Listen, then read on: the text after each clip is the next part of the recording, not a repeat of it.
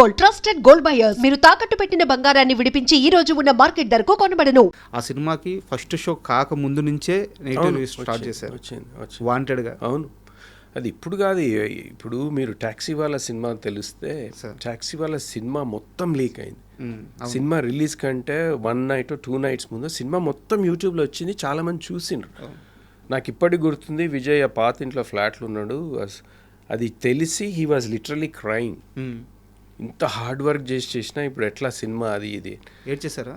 ఏడ్చిండు, literally ఏడుస్తున్నాడు. అయినా కానీ సినిమా రిలీజ్ చేయాలంటే అల్లు అరవింద్ గారు వీళ్ళందరూ ఇప్పుడు వేస్ట్, అది మనం రిస్క్, అనవసరంగా డబ్బులు వేస్ట్ అది అని అంటే అట్ ఎనీ కాస్ట్ చెయ్యాలి సార్ ఇది.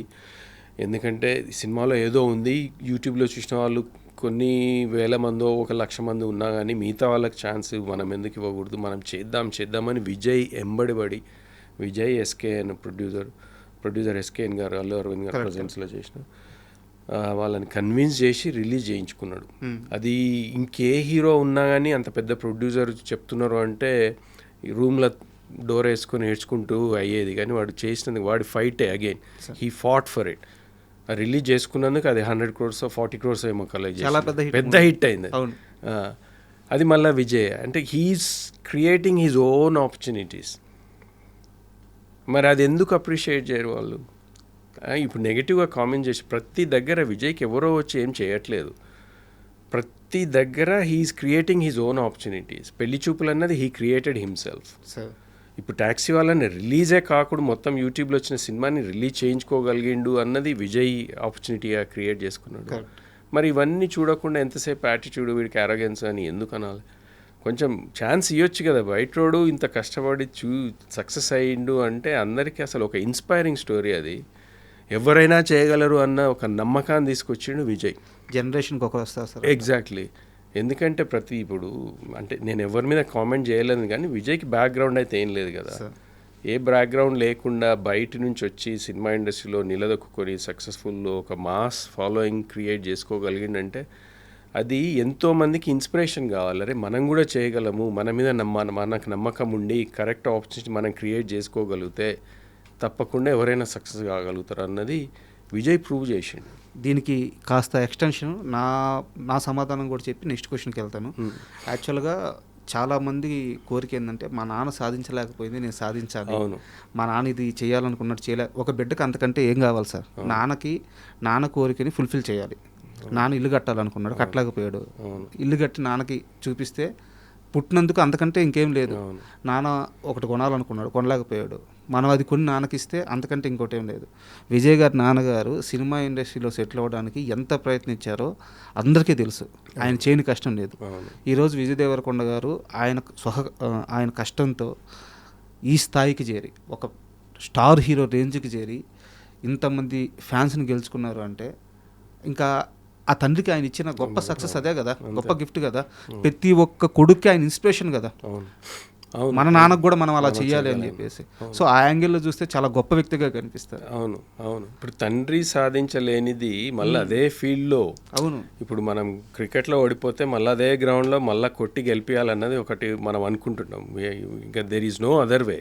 ఏదైనా మ్యాచ్ లూజ్ అయితే మళ్ళీ గ్రౌండ్కి వెళ్ళి మళ్ళీ అదే టీంతో ఆడి మళ్ళీ గెలిస్తేనే మీకు ఇది ఉంటుంది. Vijay did the same thing. Correct. ఇంకేదో ప్రొఫెషన్ చేసి పారిపోయలేదు.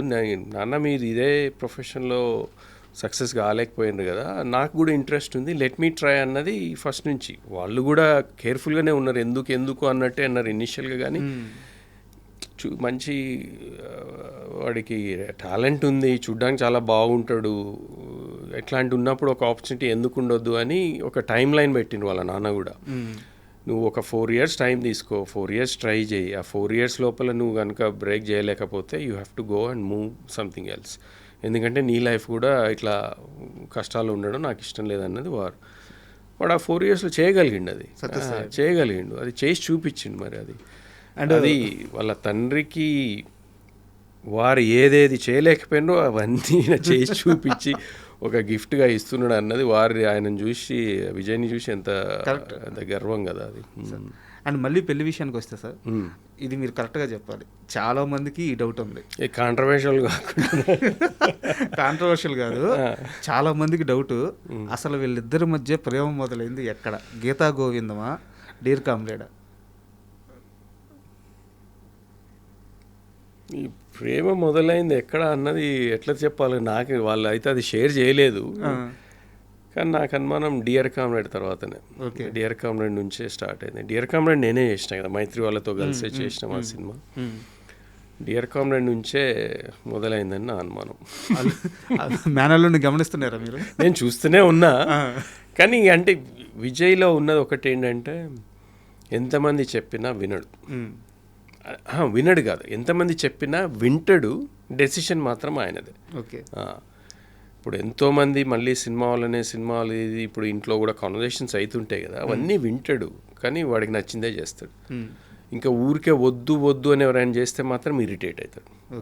ఆ బౌండరీ అయితే క్రియేట్ చేసుకున్నాడు. ఎంత పెద్దోళ్ళు, తండ్రి అయినా తల్లి అయినా మానవమైనా ఇంకే పెద్ద చుట్టమైనా కానీ వీ ఆల్వేస్ హ్యావ్ వాడి ఆ బౌండరీ దాటి మేము కూడా వెళ్ళలేం. ఓకే. అంటే మాకు ఆ అధికారం కూడా లేకుండా అన్నంత అట్లుంటుంది ఆయన బిహేవియర్. అంటే దిస్ ఈజ్ ది ఎండ్, మీరందరూ చెప్పిండ్రు కదా, ఓకే లీవ్ మీ అలోన్, నా డెసిషన్ నేను తీసుకున్నా, నా లైఫ్ కదా, మంచో చెడో, if I regret if I get success అయితే నాకే కదా క్రెడిట్, మీ అందరికి బాధలేదు కదా అన్నది వాడి ఫిలాసఫీ ఫస్ట్ నుంచి కూడా అంతే. He doesn't listen. అండ్ చాలా క్లోజ్ సర్కిల్లో కొంతమందికి మాత్రమే తెలుసు, వాళ్ళ ద్వారా తెలుసుకున్నాను. విజయ్ తల్లిగారు మాధవి బంగారం అంటారు ఆయన, అంటే బంగారం అంత మంచివారు అంటారు. చాలా సెన్సిటివ్ పర్సన్ అంట. చాలా సెన్సిటివ్. వారికి ఈ విషయం ఫస్ట్ ఎవరు చెప్పారు, ఎలా తెలిసింది, ఎలా కన్విన్స్ చేశారు? అది విజయ్ చెప్పిండు ఫస్ట్ నుంచి. అంటే ఇంకా వాళ్ళిద్దరు క్లోజ్గా ఉన్నారు, ఇంటికి అప్పుడప్పుడు వచ్చిపోవడం జరుగుతుంది. అది అంటే ఆ కెమిస్ట్రీ అర్థమవుతుంది కదా ఎవరికైనా అని కొంతవరకు. సో అది విజయ్ ద్వారానే తెలిసింది. వాళ్ళు ఇనిషియల్గా I don't know exactly the full detail, నాతో ఆమె ఎప్పుడు కన్సర్న్డ్గా ఎప్పుడు షేర్ చేసుకోలేదు. కానీ this is what he's thinking అది అన్నప్పుడు మేము ఓకే, ఇక వాడికి ఇష్టమైనప్పుడు మనం వాడి ఇష్టమే కదా ఏదైనా కదా అన్నట్టే అనుకున్నాము. సో అది త్రూ విజయ్ ద్వారానే తెలిసింది. ఓకే సార్, ఒక సీరియస్ క్వశ్చన్ మీన్స్ ఏంటంటే, ఇప్పుడు ఇండస్ట్రీలో ఉన్న ట్రెండ్ ప్రకారం అడుగుతున్నాను. చాలామంది సెలబ్రిటీలు పెళ్లి చేసుకోవడం, తర్వాత సినిమా ఇండస్ట్రీలో ఉండి పెళ్లి చేసుకోవడం, తర్వాత ఇబ్బందులు పడడం మనం కళ్ళెదురుగానే చూస్తున్నాం. విజయ్ రష్మికని ప్రేమిస్తున్నాను, ఆమెనే పెళ్లి చేసుకుంటానని చెప్పినప్పుడు మీ ఫ్యామిలీ సర్కిల్లో కొంతైనా భయపడ్డారా? ఎలాంటి నిర్ణయం తీసుకున్నారు ఇనిషియల్గా? విజయ్ విషయం పక్కన పెట్టండి, మీరు కానీ మీ సిస్టర్ కానీ మీ బావగారు కానీ మీ వరకు ఎలా అనిపించింది? కన్సర్న్స్ అయితే ఉంటాయి తప్పకుండా. ఎందుకంటే మనం ఇండస్ట్రీలో చూస్తున్న ప్రతి ఫ్యామిలీలో ఏదో ఒక ఇన్సిడెంట్స్ అయితేనే ఉన్నాయి పెళ్ళిళ్ళు. ఆ కన్సర్న్ అయితే మా అందరికీ ఉండింది. అది నేనైతే విజయ్తో ఎప్పుడూ షేర్ చేయలేదు. ఎందుకు మళ్ళీ ఈ సినిమా వాళ్ళనే చేసుకోవడము అన్నది నేను ఎప్పుడు వాడితో మాట్లాడలేదు. I never asked a question ఎందుకు చేసుకుంటున్నావు అన్నది, ఎందుకంటే that's not my business. Is a grown up man, వాడంతటా వాడు అన్నీ చేసుకుంటున్నాడు. అట్లాంటప్పుడు మనము ఆ కన్సర్న్ చెప్పడం కూడా నెగిటివ్గా బాగుండదేమన్నది ఐ స్టేడ్ అవే. ఇంట్లో అమ్మ నాన్న మాత్రం మాట్లాడినరు అన్నది ఒకటి తెలుసు, మళ్ళీ ఎందుకు ఏమవుతుంది ఎట్లా అది అన్నది. కానీ ఐ థింక్ వాళ్ళిద్దరిని చూస్తే నాకు ఆ డౌటే రాదు ఇప్పుడు.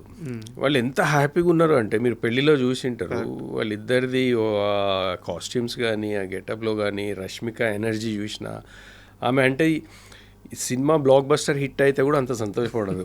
అంటే నాకు ఈరోజు అంత హ్యాపీగా ఉంది ఆమె బిహేవియర్. ఆ 4 days ఎవ్రీ ఈవెంట్ టైం లేకుండా ఉన్నా ఒకదాని తర్వాత ఉన్నా కానీ ఆమె ఎనర్జీ చూస్తే హౌ హ్యాపీ షీ ఈజ్ అన్నది క్లియర్గా తెలిసిపోతుంది. వాళ్ళిద్దరికి ఆ అండర్స్టాండింగ్ ఉంది. అంటే they stayed as a friends together for a long time now, almost 5-6 years connection ఉంది. కాబట్టి ఫ్రెండ్లీగా స్టార్ట్ అయినా కానీ they understood each. It's not a decision సడన్గా ఏదో ఒక ఇన్ఫాచ్యుయేషన్ తోటి క్రియేట్ అయింది అయితే కాదు. They took their time. Are we ready for this marriage? అయితే చాలా మెచ్యూర్డ్ పర్సన్స్. ఇప్పుడు రష్మిక అసలు బాలీవుడ్లో అంత సక్సెస్ అయింది, అమ్మాయి వెళ్ళి అంత యంగ్ ఏజ్లో అన్నది దాని వెనకాల అంటే కొంతవరకు విజయ్ గైడెన్స్ కానీ విజయ్ సపోర్ట్ కానీ ఆమెనే షేర్ చేసుకుంటుంది ఆ విషయాలు ఎన్నోసార్లు. అదంతా అంటే వాళ్ళకి ఆ కనెక్షన్ ఉంది కాబట్టి, ఆ కెమిస్ట్రీ కరెక్ట్ వర్కౌట్ అయింది కాబట్టి they decided I think we should అన్నది. సో దాంట్లో మాకైతే డౌట్ ఏం లేదు. ఇంకా తలరాత అన్నది మనం ఏం చెప్పలేం. కానీ I'm hoping, I'm wishing they stay together for ever and rest of their life హ్యాపీగా పీస్ఫుల్గా ఉండాలన్నదే నా ఒక కోరిక, మా అందరి కోరిక. ఇంకా అంతకంటే కావాల్సింది మా అందరి కోరిక కూడా sir. And for more videos, Please subscribe to iDream. Please subscribe to iDream. Please subscribe iDream. And please subscribe to iDream. For more videos, subscribe to iDream. please like, share and subscribe to the channel. Congratulations, iDream. subscribe to iDream. Subscribe to iDream. So subscribe to iDream Media. iDream ki iDream team andarki huge congratulations. Please subscribe iDream Media. Please subscribe to iDream. Subscribe iDream. Please subscribe to iDream. iDream అంటే నా కళల ఛానల్ను subscribe చేసుకున్న నోరు తిరుగుతలేదు, మీరైతే గంట గుర్తు కొట్టండి. For more such videos, please subscribe to iDream. Subscribe to iDream. Please subscribe to iDream. Please subscribe iDream Media. Please do subscribe to iDream. Please subscribe to iDream Media. For best entertainment and information, please subscribe iDream. And don't forget to subscribe to iDream.